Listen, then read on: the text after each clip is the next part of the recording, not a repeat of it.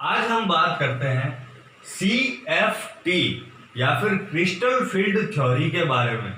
Crystal field theory क्या होती है, इसे क्यों देना पड़ा, इसके मेन पोस्टुलेट्स क्या होते हैं, वो सब जानेंगे। तो सबसे पहले मैं बात करता हूँ क्रिस्टल फील्ड थ्योरी, यानी कि जैसा कि नाम में इसके है क्रिस्टल, तो ये बेसिकली क्रिस्टल के लिए दी गई थ्योरी है, इसलिए इसे क्रिस्टल फील्ड थ्योरी कहते हैं। ये एक बॉन्डिंग को समझाती है। इसमें ट्रांजिशन कॉम्प्लेक्स के फॉर्मेशन को बताया गया है कि कैसे ट्रांजिशन कॉम्प्लेक्स का फॉर्मेशन होता है। इसमें डी ऑर्बिटल की डीजेनरेसी ब्रेक हो जाती है, संभ्रंश कक्षक टूट जाते हैं, स्प्लिटिंग के बारे में बताया गया है। ये सारी चीजें बताई गई है, पूरा डिस्क्राइब से समझेंगे। लेकिन इससे पहले समझते हैं कि CFT थ्योरी दी क्यों। CFT थ्योरी से पहले अपन ने पढ़ा था VBT थ्योरी, यानी वैलेंस बॉन्ड थ्योरी।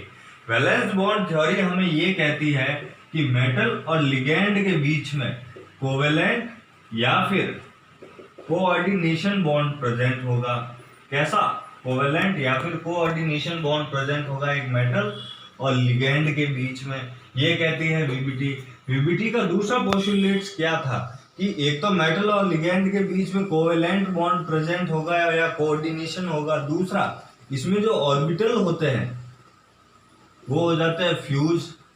ठीक है। थर्ड, इससे अपन मैग्नेटिक मोमेंटम ज्ञात नहीं कर सकते हैं। क्या ज्ञात नहीं कर सकते हैं? Magnetic moment. और फोर्थ है हाइब्रिडाइजेशन या फिर संकरण। Let we know about the VBT theory means valence bond theory. Valence bond theory means postulates are metal and ligand in presenting a covalent and coordination bond. Second postulates is the orbital are heaven fused and formed a new orbital. ये सारे postulates थे, metal और ligand के बीच में covalent या फिर coordination bond present होता है। सेकेंड, जो भी ऑर्बिटल्स होंगे वो आपस में फ्यूज हो जाएंगे। थर्ड चीज, इसमें किसी भी एलिमेंट का मैग्नेटिक मोमेंटम ज्ञात करना है या फिर चुंबकीय गुण ज्ञात करना है तो अपन VBT थ्योरी के द्वारा मैग्नेटिक मोमेंटम या चुंबकीय गुण ज्ञात नहीं कर सकते हैं। अपन VBT थ्योरी द्वारा मैग्नेटिक मोमेंटम ज्ञात नहीं कर सकते हैं या चुंबकीय गुण ज्ञात नहीं कर सकते हैं। चौथा, VBT थ्योरी द्वारा अपन हाइब्रिडाइजेशन ज्ञात कर सकते हैं। क्लियर है? VBT के चार पोस्टुलेट्स में मेटल और लिगेंड के बीच में कोवेलेंट या कोऑर्डिनेशन बॉन्ड होता है। दूसरा, इसमें ऑर्बिटल आपस में फ्यूज होते हैं। तीसरा, मैग्नेटिक मोमेंटम या चुंबकीय गुण ज्ञात नहीं कर सकते हैं। और चौथा, हाइब्रिडाइजेशन या संकरण अपन VBT थ्योरी के द्वारा पता लगा सकते हैं। अब इसी की लिमिटेशन या इसी की कमियों को दूर करने के लिए, इन चार पोस्टुलेट्स की कमियों को दूर करने के लिए CFT थ्योरी या क्रिस्टल फील्ड थ्योरी दी गई। अब क्रिस्टल फील्ड थ्योरी क्या होती है वो समझते हैं। क्रिस्टल फील्ड थ्योरी का सबसे पहला पोस्टुलेट्स ये था कि जो भी मेटल होगा, मेटल और लिगेंड के बीच में आयनिक इंटरेक्शन होता है। कैसा होता है? आयनिक इंटरेक्शन होता है। प्योरली आयनिक इंटरेक्शन होता है। जो भी मेटल और लिगेंड होंगे इनके बीच में प्योरली आयनिक इंटरेक्शन होता है, यानी कि आयनिक आकर्षण होता है। जो भी क्रिस्टल बनेंगे उसमें आयनिक क्रिस्टल का फॉर्मेशन होगा। अब आयनिक आते ही आयन जनरेट हो गए। क्या हो गए भाई? आयन जनरेट हो गए। आयन जनरेट का मतलब है चार्ज का फॉर्मेशन होगा। चार्ज का फॉर्मेशन होगा। तो चार्ज कैसा आ जाता है? चार्ज का फॉर्मेशन तो लिगेंड पर तो होता है नेगेटिव चार्ज और मेटल पर होता है पॉजिटिव चार्ज। समझ में आया? आयनिक इंटरेक्शन है तो आयन जनरेट हो गए। आयन जनरेट होते ही चार्ज का फॉर्मेशन हो जाएगा दोनों पे। तो लिगेंड पर होता है नेगेटिव चार्ज और मेटल पर आ जाता है पॉजिटिव चार्ज। अब इन दोनों के बीच में अट्रैक्शन होता है। पॉजिटिव और नेगेटिव चार्ज दोनों एक दूसरे के ऑपोजिट है। ऑपोजिट होने के कारण इन दोनों में अट्रैक्शन होता है और इस अट्रैक्शन को इलेक्ट्रोस्टैटिक अट्रैक्शन कहा जाता है। क्या कहा जाता है? Electrostatic attraction. अब इलेक्ट्रोस्टैटिक अट्रैक्शन क्या होता है? दो ऑपोजिट चार्ज के बीच में पाया गया अट्रैक्शन इलेक्ट्रोस्टैटिक अट्रैक्शन कहते हैं। अब ये जो चार्ज का फॉर्मेशन हो गया, अब इसमें ये तो पॉइंट चार्ज के रूप में रहेगा या फिर डाइपोल के रूप में। ठीक है, समझ में आया। CFT का पहला पोस्टुलेट्स क्या था कि कोई भी मेटल और लिगेंड है उनके बीच में कोवेलेंट या कोऑर्डिनेशन बॉन्ड प्रेजेंट नहीं होता है, उसकी जगह प्योरली आयनिक इंटरेक्शन होता है, आयनिक आकर्षण होता है, क्रिस्टल आयनिक क्रिस्टल का फॉर्मेशन करता है और आयन जनरेट करते हैं। आयन जनरेट करने से क्या होगा, चार्ज का फॉर्मेशन होगा दोनों पर। तो लिगेंड पर नेगेटिव चार्ज आ जाता है और मेटल पर पॉजिटिव चार्ज आ जाता है। तो अब चार्ज के फॉर्मेशन के कारण इन दोनों पे या तो पॉइंट चार्ज या फिर डाइपोल का फॉर्मेशन हो जाता है। अब जब पॉजिटिव चार्ज और नेगेटिव चार्ज, मेटल पर पॉजिटिव और लिगेंड पर नेगेटिव चार्ज आ गया, तो दोनों एक दूसरे के ऑपोजिट है। ऑपोजिट होने के कारण इन दोनों में अट्रैक्शन होता है और इस अट्रैक्शन को इलेक्ट्रोस्टैटिक अट्रैक्शन कहा जाता है। क्लियर है पहला पोस्टुलेट्स। अब बात करेंगे CFT के दूसरे पोस्टुलेट्स के बारे में।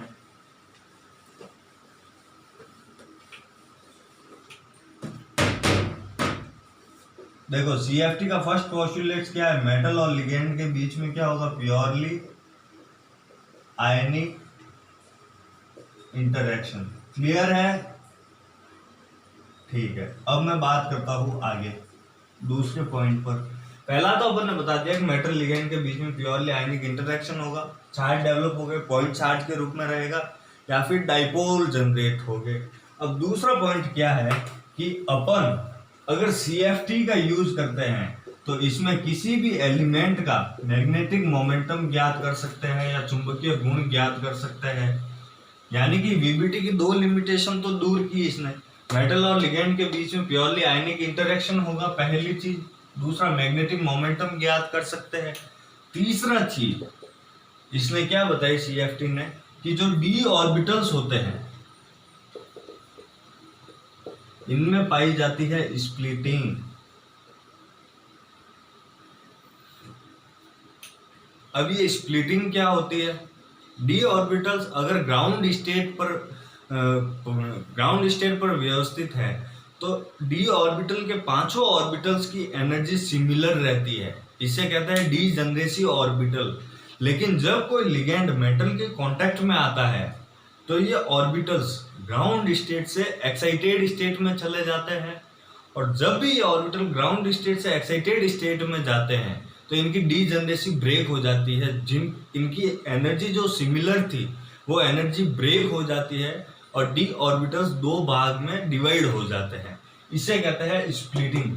स्प्लिटिंग का नॉर्मल वे में अगर अपन देखें मीन, तो इसका मीन होता है दो भागों में बंट जाना और इसके समान ऊर्जा के कक्ष का दो भागों में बंट जाना, ये होती है डी ऑर्बिटल्स की स्प्लिटिंग। चौथी चीज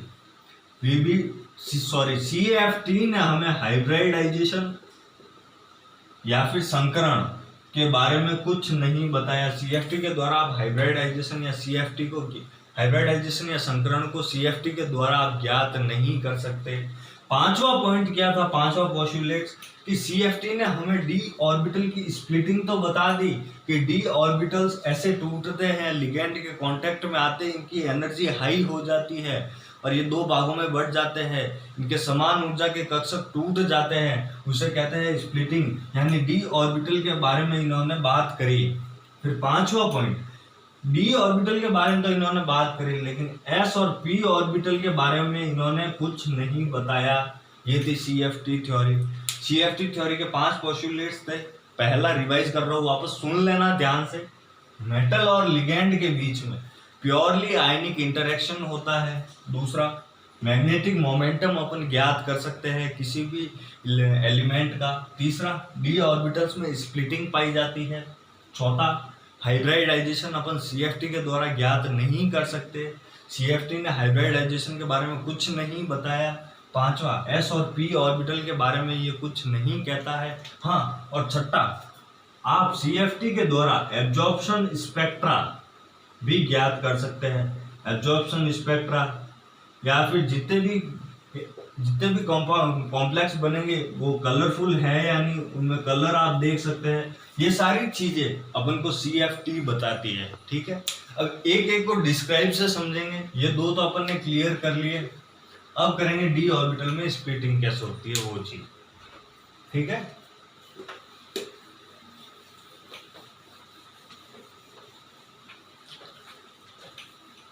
अपन ने देखा कि डी ऑर्बिटल के जो CFT के पोस्टुलेट्स है, इसमें डी ऑर्बिटल की स्प्लिटिंग होती है, यानी कि डी ऑर्बिटल का मेटल है, लिगेंड उसके कांटेक्ट में आ रहा है और डी ऑर्बिटल ब्रेक हो रहे हैं, उनकी डी जर्नी से टूट गई, यानी जो मेटल होगा वो डी ऑर्बिटल के हो गए।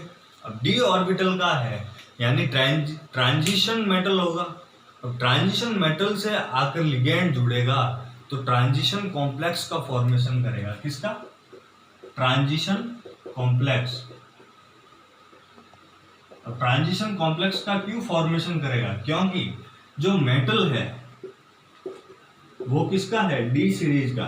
और डी सीरीज कौन सी है? 3D series. यानी कि अपने को क्या पता चला कि जो CFT है ये अपन को ट्रांजिशन कॉम्प्लेक्स के फॉर्मेशन का आइडिया देती है कि ट्रांजिशन कॉम्प्लेक्स का फॉर्मेशन कैसे होता है।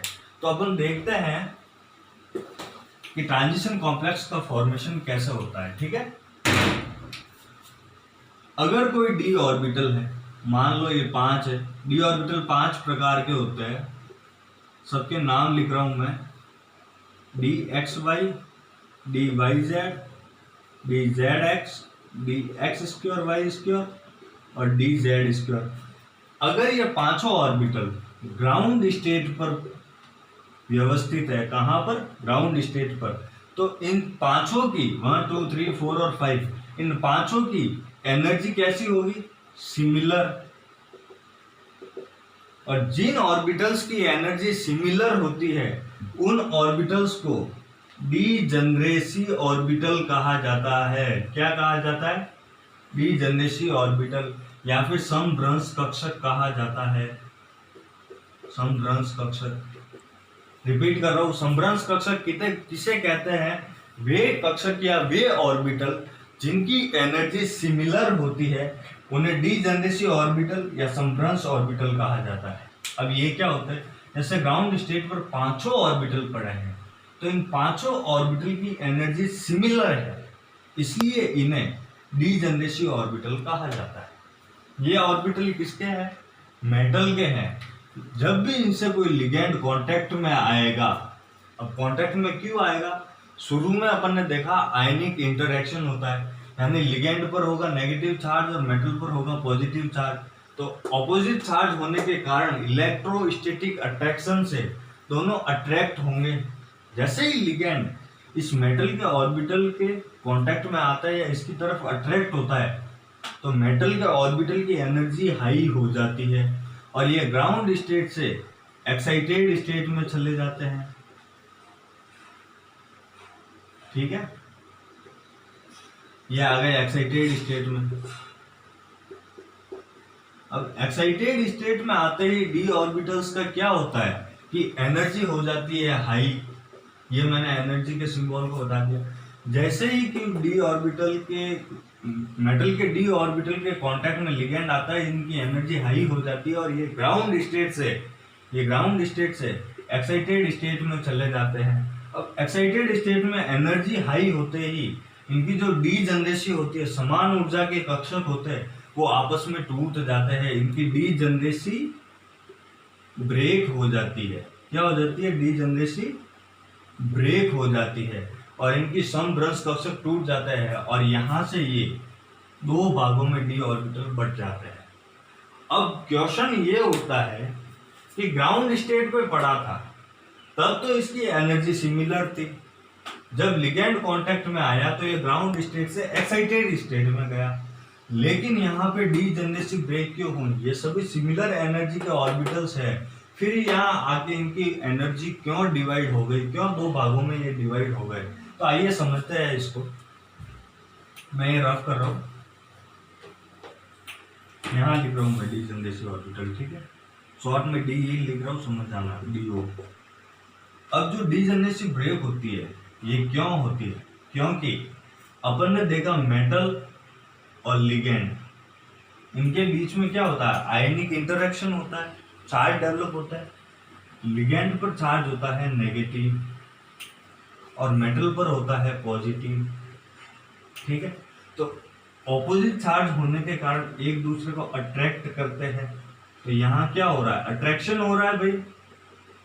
ऑपोजिट चार्ज है तो एक दूसरे को अट्रैक्ट कर रहे हैं, यानी अट्रैक्शन हो रहा है, इलेक्ट्रोस्टैटिक अट्रैक्शन है यहाँ पर। और ऑपोजिट चार्ज होने के कारण यहाँ तो अट्रैक्शन हो रहा है, लेकिन मेटल में क्या प्रेजेंट हो गए, इलेक्ट्रॉन। और लिगेंड में भी क्या प्रेजेंट हो गए, इलेक्ट्रॉन। तो इलेक्ट्रॉन और इलेक्ट्रॉन दोनों सिमिलर प्रॉपर्टी नहीं हो गए, दोनों के कैरेक्टर सिमिलर नहीं है, तो इनमें क्या होगा, रिपल्सन होगा। तो इनमें होता है रिपल्सन या प्रतिकर्षण। ठीक है, तो अब मेटल और लिगेंड में दो चीजें दिखने को मिल रही है। जैसे इस मेटल के कांटेक्ट में लिगेंड आया तो एक तो इन दोनों में अट्रैक्शन हो रहा है, यहाँ अट्रैक्शन हो रहा है, इसलिए मेटल की एनर्जी हाई हो गई। फिर एनर्जी हाई होते ही क्या हो रहा है, दोनों में जो इलेक्ट्रॉन्स है इनके बीच में रिपल्सन हो रहा है। यानी कि अब अपन समझ सकते हैं कि ऑपोजिट चार्ज होने के कारण तो अट्रैक्शन हो रहा है, लेकिन दोनों में इलेक्ट्रॉन प्रेजेंट्स है, उन इलेक्ट्रॉन की सिमिलर प्रॉपर्टी के कारण दोनों में रिपल्सन हो रहा है, प्रतिकर्षण हो रहा है। तो एक ही कॉम्प्लेक्स में अट्रैक्शन और रिपल्सन, ध्यान से सुनना, बहुत मेन पॉइंट है इसका, कि एक ही कॉम्प्लेक्स में अट्रैक्शन और रिपल्सन दोनों के कारण ऑर्बिटल स्प्लिट हो जाते हैं या ऑर्बिटल ठिठक जाते हैं या ऑर्बिटल दो भागों में बढ़ जाते हैं। समझ में आया? मेटल और लिगेंड के बीच में अट्रैक्शन और रिपल्सन के कारण ऑर्बिटल स्प्लिट हो जाते हैं। अब जो अट्रैक्शन होगा वो ऑपोजिट चार्ज के बीच में होगा और रिपल्सन इलेक्ट्रॉन इलेक्ट्रॉन के बीच में होगा। अब समझ में आया ऑर्बिटल स्प्लिट क्यों हो जाते हैं? ठीक है, अब मैं बात करता हूं आगे। अब जब ऑर्बिटल दो भागों में स्प्लिट हो जाते हैं तो ये दो भाग में, एक में तो 3 ऑर्बिटल्स का सेट होता है और एक में 2 ऑर्बिटल्स का सेट होता है। तो 3 ऑर्बिटल वाले सेट को T2G ऑर्बिटल कहा जाता है और 2 ऑर्बिटल वाले सेट को EG ऑर्बिटल कहा जाता है। T2G में 3 ऑर्बिटल प्रेजेंट होता है, पहला DXY वाला, दूसरा DY वाला, DYZ और तीसरा DZX वाले ऑर्बिटल। ये 3 टाइप के ऑर्बिटल प्रेजेंट होते हैं। और EG में 2 टाइप के ऑर्बिटल प्रेजेंट होते हैं, फर्स्ट DX2Y2 और सेकंड DZ2। क्लियर है? अब मैं बात करता हूं कि जब भी अपन कोई इलेक्ट्रॉन यहां पे भरेंगे तो क्या कोई ना कोई एनर्जी का एब्जॉर्प्शन या एनर्जी रिलीज नहीं होगी। यहां से इलेक्ट्रॉन अपन निकालेंगे तो क्या एनर्जी रिलीज नहीं होगी या एनर्जी का एब्जॉर्प्शन नहीं होगा। मतलब कहीं ना कहीं एनर्जी का रिलेशन है इन ऑर्बिटल में इलेक्ट्रॉन से। तो कहीं ना कहीं अपन को क्या पता चल रहा है कि यहाँ एनर्जी का रेशियो होगा इनके बीच में। तो मैं इनके एनर्जी के रेशियो को बताता हूँ। जो T2G ऑर्बिटल है नीचे वाला, इसका एनर्जी ऑर्बिटल जो रेशियो है वो होता है -0.4 डेल और ऊपर वाले का होता है +0.6 डेल। ठीक है, इस डेल को शो करते हैं एनर्जी के सिंबल के लिए। ठीक है, अब जो नीचे ऑर्बिटल हो गए, नीचे वाला ऑर्बिटल लो एनर्जी लेवल कहलाता है और ऊपर वाले ऑर्बिटल हाई एनर्जी लेवल के ऑर्बिटल्स कहलाते हैं। क्लियर है? अब मैंने यहाँ -0.4 डेल और प्लस 0.6 डेल एनर्जी को शो किया कि हाई एनर्जी लेवल के ऑर्बिटल +0.6 डेल के हैं और जो लो एनर्जी लेवल के हैं वो -0.4 डेल के हैं। इसका मतलब क्या होता है, माइनस और प्लस मैंने साइन यूज क्यों किया।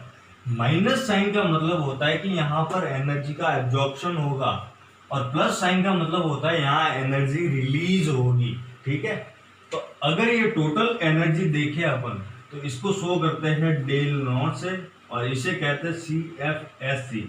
CFSE का पूरा नाम क्रिस्टल फील्ड स्टेबलाइजेशन एनर्जी होता है।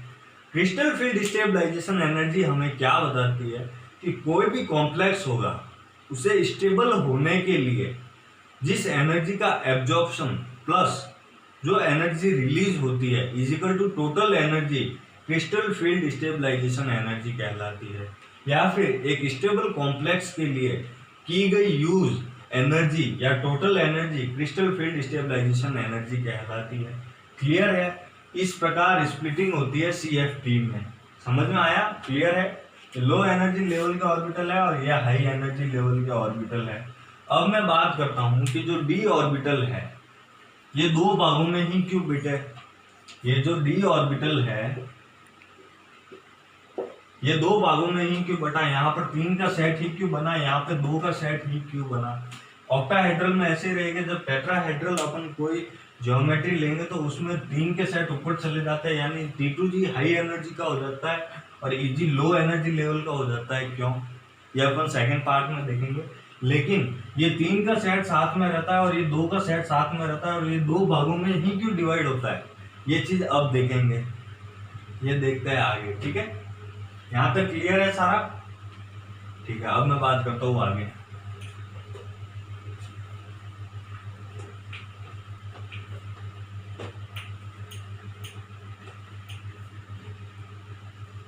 मैंने कहा कि जो d ऑर्बिटल है ये 5 होते हैं, 1 2 3 4 एंड 5। ये 2 भागों में बढ़ जाते हैं, एक तो T2G और दूसरा EG।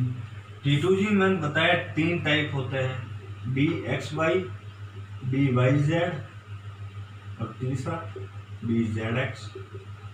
और EG में 2 टाइप के होते हैं, DX2 Y2 एंड DZ2।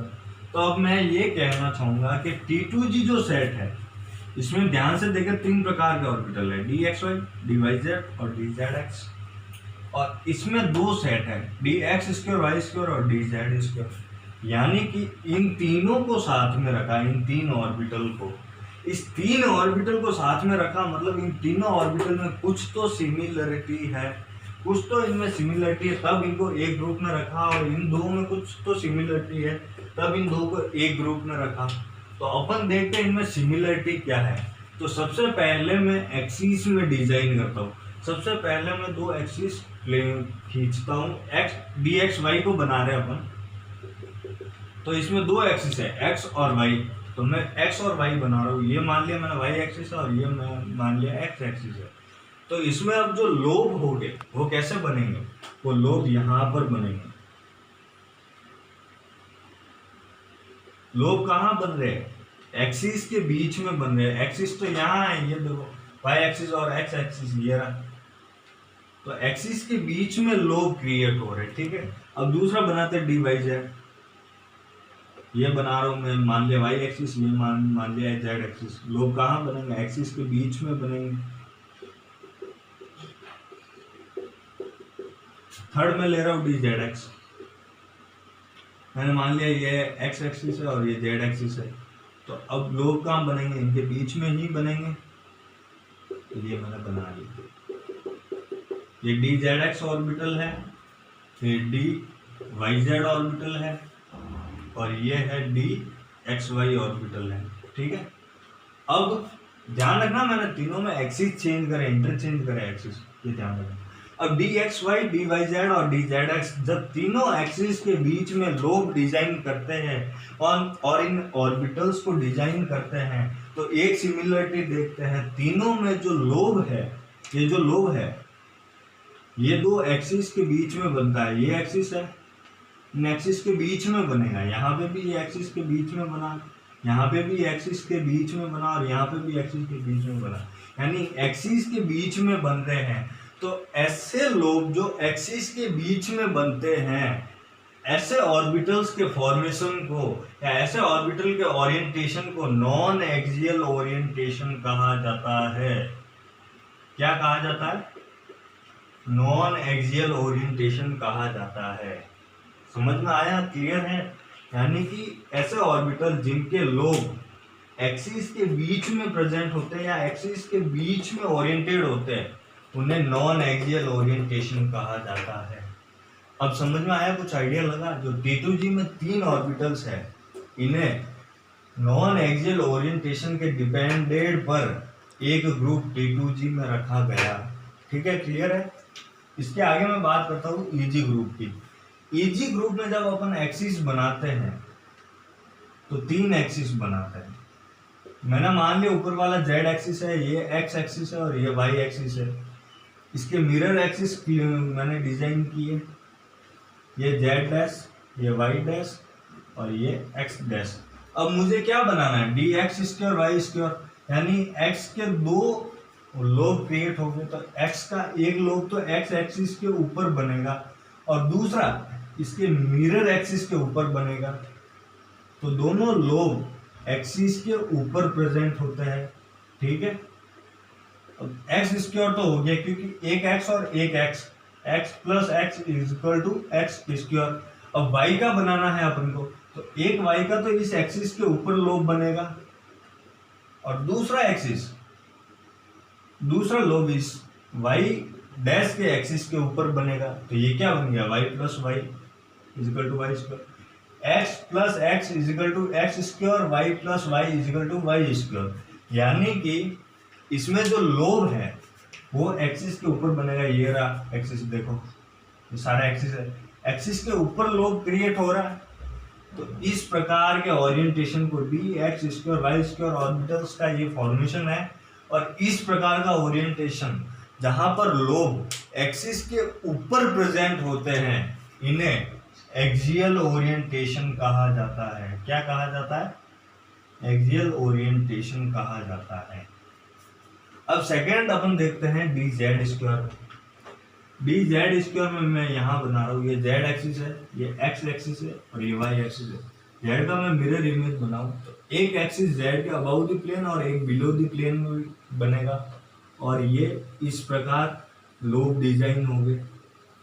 ठीक है, क्लियर है। तो यहाँ पर dz स्क्वायर ऑर्बिटल का फॉर्मेशन होगा। यहाँ पर एक्सिस के ऊपर लोब क्रिएट हो रहे हैं, इसलिए यहाँ पे भी एक्सियल ओरिएंटेशन होगा। क्योंकि जो ये लोब है ये एक्सिस के ऊपर है, ये रहा है एक्सिस और इसके ऊपर लोब फॉर्मेशन हो रहा है और 2 z है, इसलिए dz स्क्वायर इसमें ऑर्बिटल्स का फॉर्मेशन होगा। तो अपन ने क्या देखा, जो d ऑर्बिटल है उसका डिवाइडेशन 2 भागों में होता है, T2G और EG। अब T2G है उसको नॉन एक्सियल ओरिएंटेशन के बेसिस पे बांटा, नॉन एक्सियल ओरिएंटेशन के डिपेंडेंट इसको डिवाइड किया। अब नॉन एक्सियल ओरिएंटेशन क्या होता है कि जो 2 एक्सिस होते हैं उनके बीच में लोब प्रेजेंट होता है और एक्सियल ओरिएंटेशन में एक्सिस के ऊपर लोब प्रेजेंट होता है। यही 2 डिफरेंसेस के आधार पर इन्हें 2 भागों में बांटा, T2G और EG। क्लियर है। अगर कोई क्वेश्चन हो तो कमेंट सेक्शन में बताइए और थैंक यू सो मच।